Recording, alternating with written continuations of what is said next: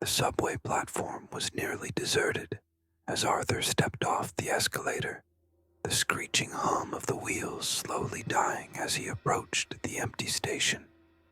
His feet echoed in the cold, metallic silence, as if the place were holding its breath, waiting for something that had long passed.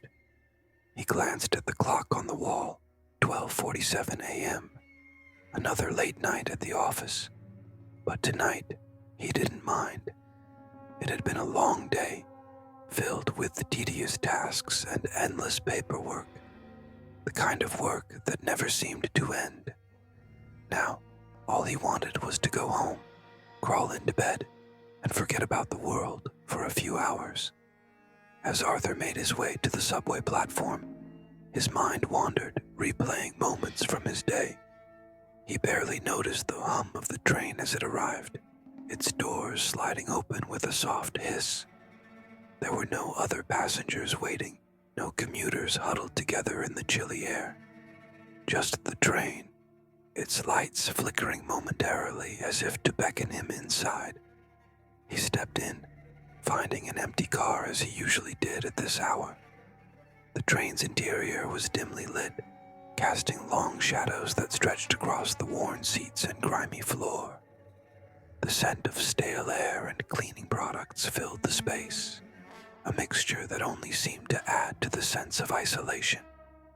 The doors slid shut with a metallic clang, sealing him inside. Arthur sank into one of the plush seats, his eyes drifting closed as the train jolted to life, pulling him away from the platform and into the labyrinth of tunnels beneath the city. The rhythmic clatter of the train's wheels against the tracks became a monotonous backdrop, lulling him into a half-conscious state. His head bobbed slightly as he tried to relax, the motion of the train almost hypnotic. He reached into his jacket pocket for his phone, but it wasn't there. He cursed under his breath, realizing he must have left it on his desk.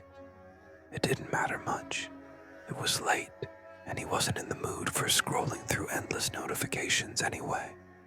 His gaze drifted across the car, taking in the dimly lit corners. There was no one else aboard, as expected. It was always the same this late at night, empty, silent, with only the hum of the train's movement to break the stillness. Except there was someone. At the far end of the car, sitting perfectly still, was a figure. A man dressed in a dark coat and slacks, his face hidden beneath a wide-brimmed hat. He was seated upright, his hands resting motionless in his lap. Arthur's eyes narrowed, uncertainty creeping in as he took in the figure's posture. The man didn't appear to be sleeping, nor did he seem to be affected by the train's motion. He was just sitting there, unmoving, his presence like a strange anomaly in the otherwise empty car. Arthur tried to shake off the feeling that something wasn't right. He had no reason to be afraid. After all, it was just another person, perhaps another late commuter. But there was something unsettling about the stillness of the man. He seemed out of place. As the train continued its journey through the dark tunnels, Arthur felt an inexplicable tension building in the air, like the silence was pressing in on him. The flickering lights overhead only seemed to heighten the sense of unease. He shifted in his seat, trying to ignore the growing feeling that he was being watched. He glanced back toward the far end of the car, but the man hadn't moved. His posture was unchanged, as rigid and still as before.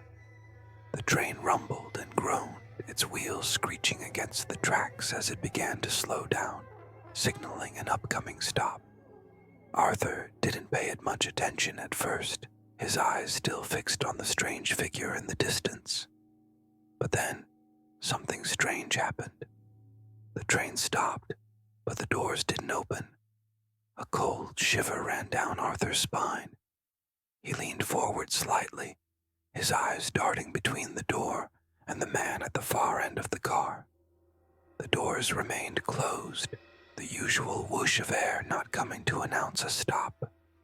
The lights above flickered again, the shadows seeming to stretch further, as though the train itself had come to a standstill in more than just a physical sense. Arthur's heart began to race. He sat up straighter, his mind struggling to make sense of the situation. The train had never stopped like this before, not in the middle of the tunnel, not with the doors sealed shut. He glanced back to the far end of the car, and that's when he noticed it. The man was no longer sitting. He was standing. The figure remained motionless, his back straight, as if locked in place. But his presence seemed to fill the entire car now. It wasn't the same sense of stillness that had initially unsettled Arthur.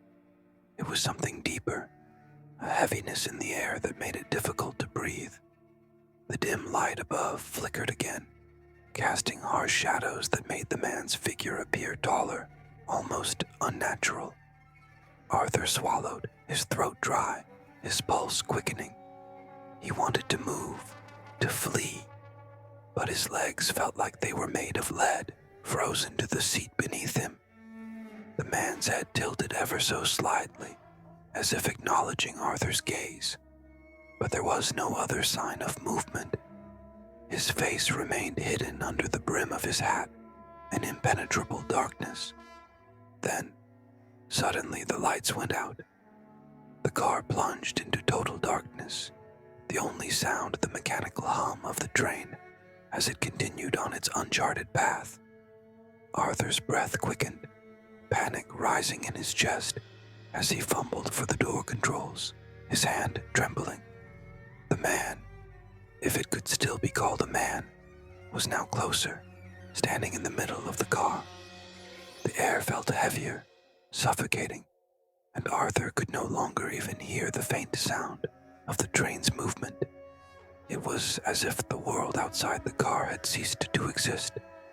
And then the lights flickered back on. There was no longer just one figure. There were dozens.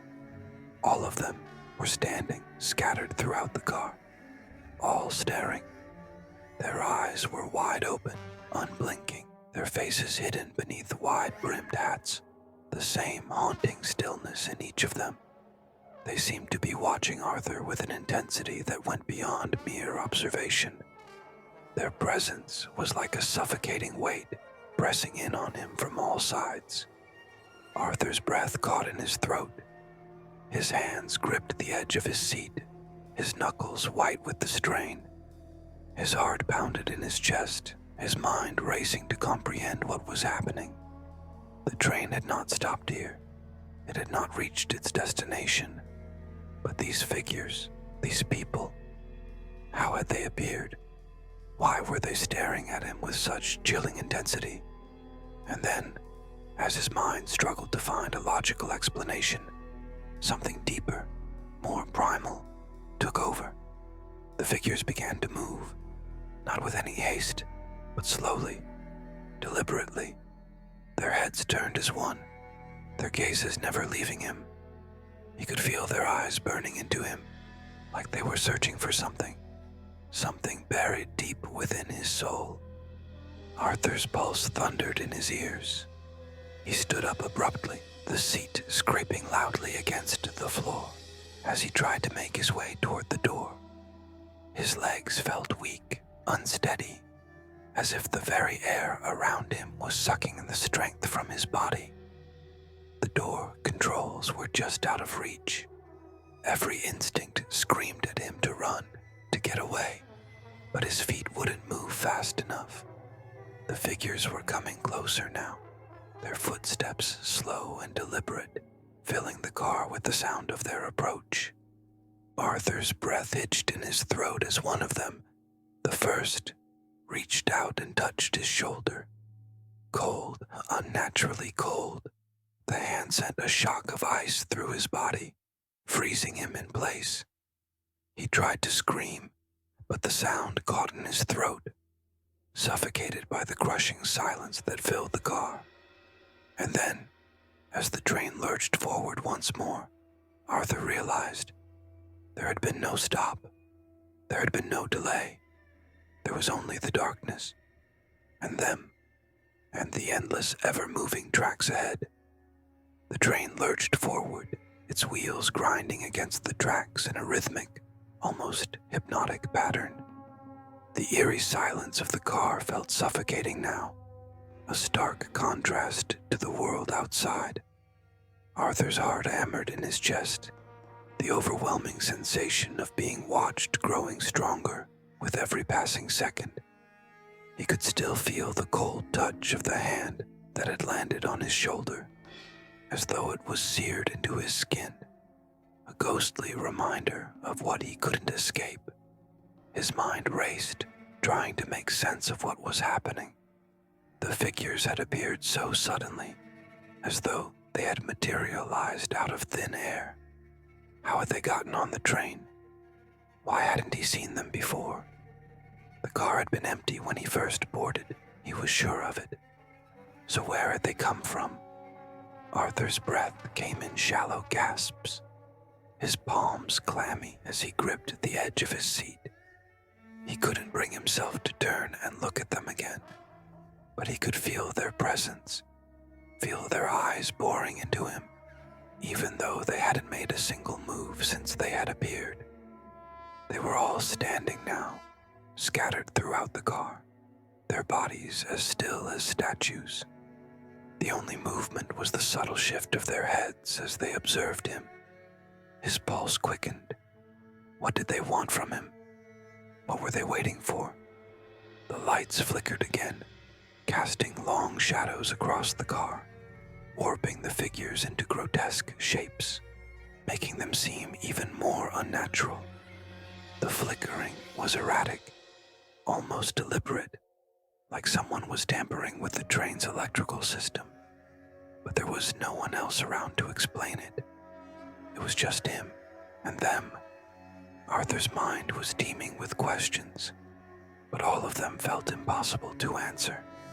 He tried to calm himself, telling himself that this was just a nightmare, that any minute now he would wake up, his head resting on the familiar comfort of his pillow. But he knew it wasn't a dream. The cold sweat on his skin, the tightness in his chest, the way his body refused to move. These were all too real. He shifted nervously in his seat, hoping that somehow, maybe, things would return to normal. Maybe the train would stop at the next station, and he could get off, walk to the surface, and put this entire experience behind him. But deep down he knew that wasn't going to happen. The doors hadn't opened at the last stop, and there was no sign of any other passengers.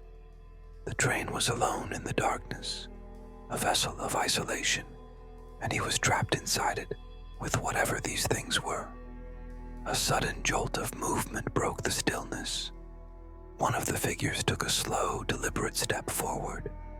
The others remained motionless, their heads all turned in his direction. Arthur's throat went dry as he watched the figure approach, its feet gliding silently across the floor, as if it were floating rather than walking. The train's gentle swaying did nothing to affect the figure's posture. It moved with eerie precision, as though every step had been calculated long before it was taken. The closer it got, the colder the air seemed to become, and Arthur could see his breath misting in the air in front of him. The figure moved closer, its gaze never wavering from Arthur's. The man, or whatever it was wearing the same dark coat and wide-brimmed hat, his face hidden in shadow. But there was something unsettling about the way he moved. It was as if he was being drawn toward Arthur, like the train itself was pulling them together. Arthur's fingers curled into fists as he tried to steady his breath, but it was becoming harder to keep himself calm. The figure reached the seat in front of Arthur, its presence overwhelming. The air felt thick, heavy, almost suffocating. and for a moment it seemed like the entire car had stopped moving, as though the world had paused in anticipation. Arthur could hear his heartbeat in his ears, the rhythm frantic, uneven. The figure didn't speak, didn't even make a sound, but somehow Arthur knew it was waiting for something. It was waiting for him to do something, to react. He could feel the pressure mounting, the urge to flee building inside him, but his body refused to obey. He couldn't look away. He couldn't move. And then, just as suddenly as it had begun, the figure turned and stepped back, its movement as smooth and fluid as before. But it didn't go far. It simply moved to the side, standing motionless once more. Arthur's breathing was erratic now, his chest rising and falling rapidly. He tried to force himself to calm down, to make sense of what was happening, but the fear was too much. The air around him seemed to grow colder by the second, the chill creeping deeper into his bones. The silence stretched on, oppressive and unbearable. He couldn't escape it. The train jerked again, and for a moment, Arthur thought it was going to stop, that they had finally reached a station. But the train didn't slow down. It kept moving faster now, its speed increasing without any warning.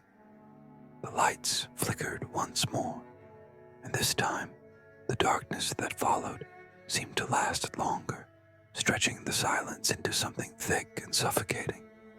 When the lights came back on, they were different. They flickered not once, but twice, and when they finally settled, the entire car seemed to be filled with shadows, deep and oppressive, as though the light itself was struggling to survive. Arthur glanced around desperately, his eyes darting from figure to figure. The strange people. No, they weren't just people, not anymore. Were closer now, standing in every corner of the car. They had moved, but somehow he hadn't seen them do it. Their eyes were locked on him, their stares unblinking, unyielding. The cold in the air was unbearable now, and Arthur could feel it seeping into his very bones. His body shivered involuntarily despite his attempts to control it. He was paralyzed, unable to move, his mind unable to form a coherent thought. The figures were closing in on him, their movements almost imperceptible, but their presence overwhelming. Arthur's hands were shaking now, his fingers trembling as he reached for the door controls again.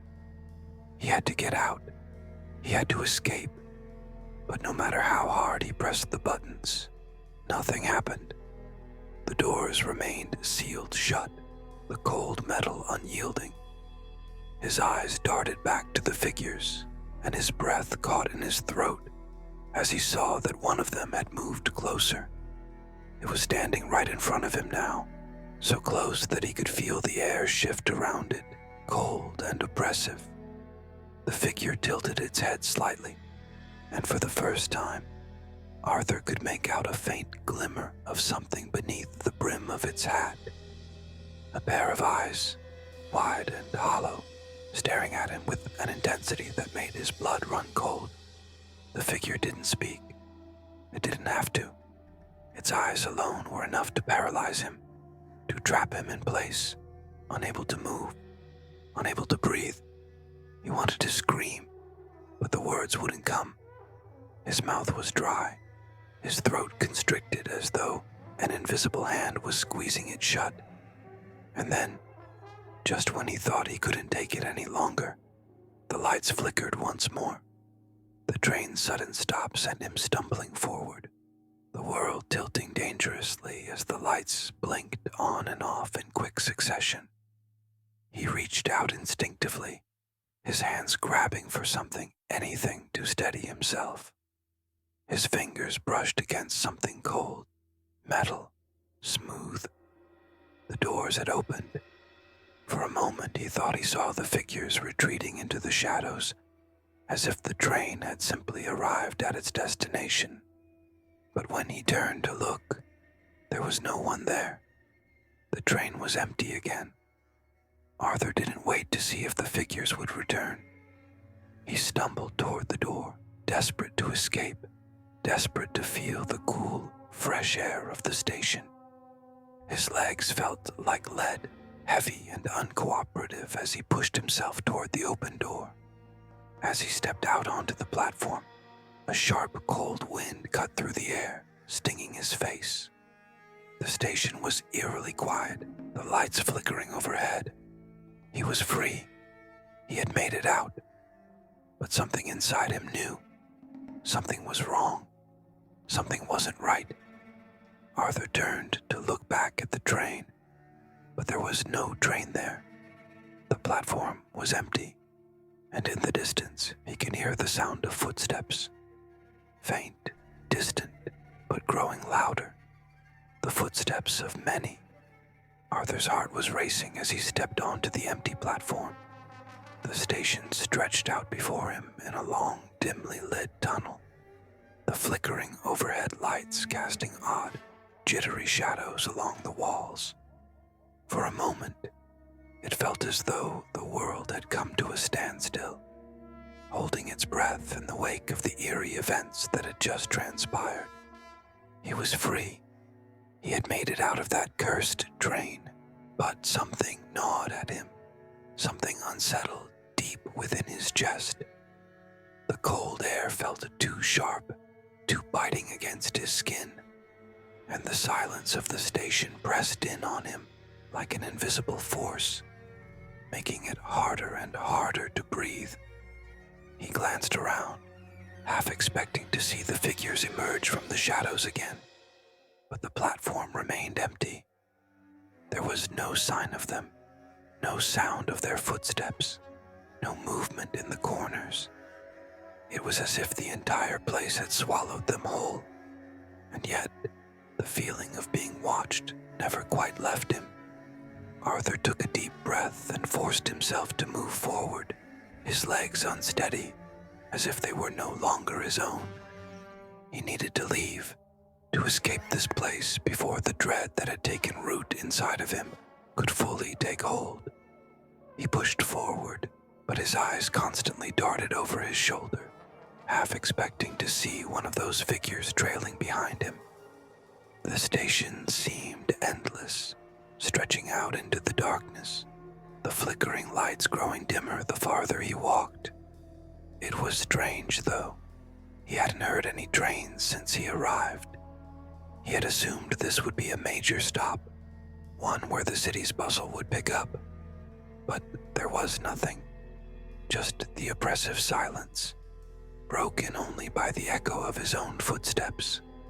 He reached the stairwell that led up to the street level, but something stopped him just before he could take the first step. A noise. It was faint, barely perceptible, but it was there. A soft shuffle, like shoes dragging across the floor. Arthur froze, his body rigid as the sound grew louder, closer. His heart leapt in his throat, his breath quickening as his body screamed for him to run. But he couldn't move. He could barely think. The sound stopped just behind him. Slowly, he turned, dread pooling in his stomach. His eyes scanned the platform, searching for any sign of movement. The air felt colder now, colder than it had been even on the train. And there, standing at the far end of the platform, was one of them. The same figure he had seen on the train, tall, shrouded in darkness, its face obscured by the brim of its hat. But this time, the figure wasn't alone. More figures emerged from the shadows, each one stepping into the dim light, one after another, their movements synchronized as if they were part of some unholy ritual. Arthur's breath caught in his throat. They were all there, standing in a line, perfectly still, their cold eyes trained on him from beneath their wide-brimmed hats. The first figure, the one that had touched him on the train, stepped forward, its movements deliberate, precise. Its head tilted slightly as if acknowledging his presence, and Arthur's blood ran cold. He couldn't move, couldn't tear his eyes away from the figure's unblinking stare. It felt as if the very air around him had turned to ice, each breath he took growing heavier, more difficult. The figures didn't speak, didn't make any sound at all.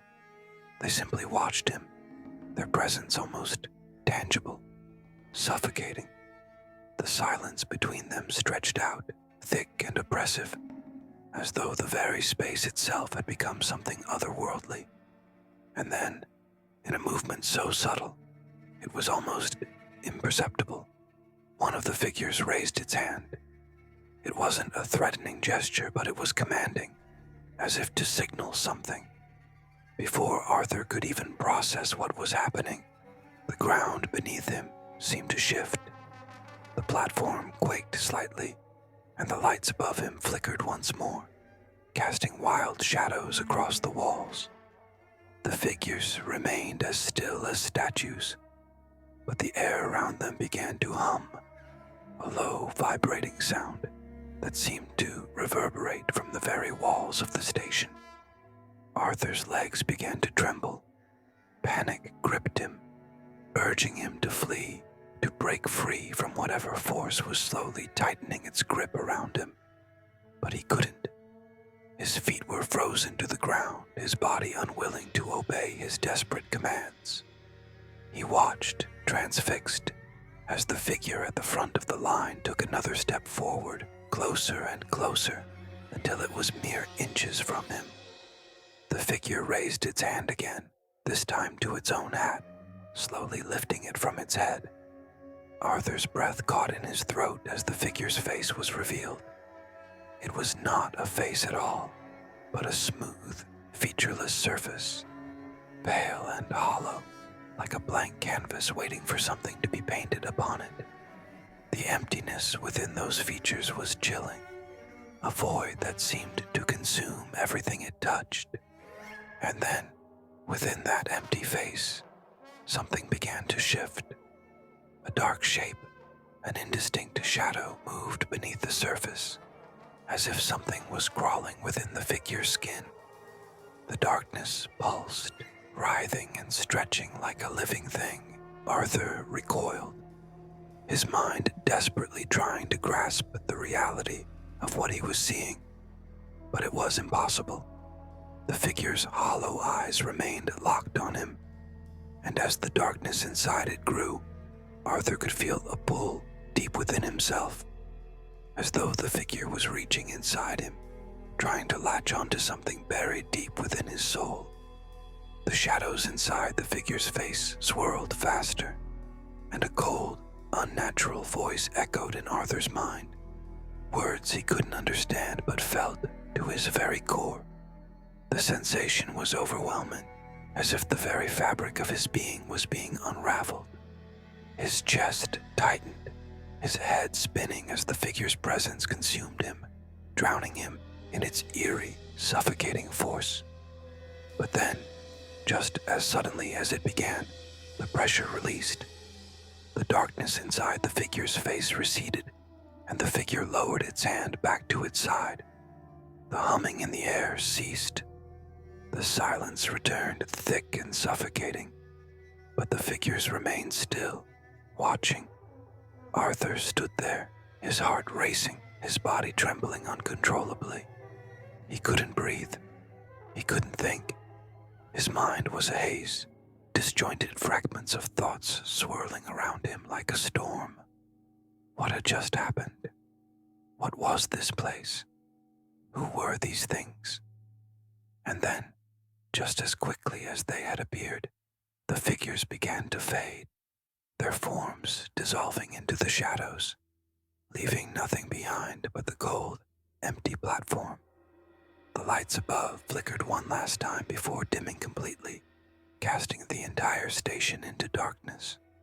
Arthur stood alone in the silence, his body still frozen in place, unable to move, unable to understand what had just transpired.